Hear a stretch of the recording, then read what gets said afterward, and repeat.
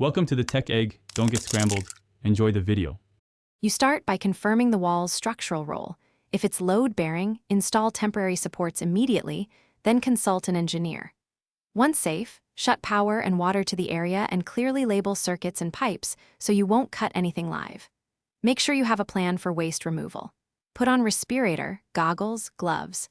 Begin by cutting a small inspection hole in drywall to expose cavities and locate studs and services. This gives you the precise map you need before any large demo. Once the drywall panels are off, you'll see the stud layout and any hidden services.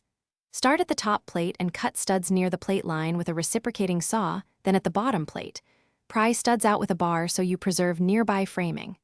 As you proceed, systematically remove nails and screws to keep work tidy.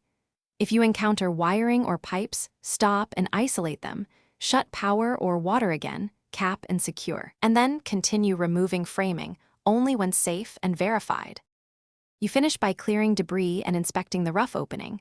Plane or trim adjacent studs so new drywall or trim sits flush.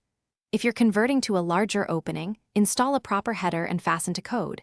Use joist hangers or solid blocking as required. Once framing is final, run required inspections, rerun any relocated services, then install new drywall and finish. If something looks out of plumb or uneven, stop and remeasure. Correcting now prevents major cosmetic and structural.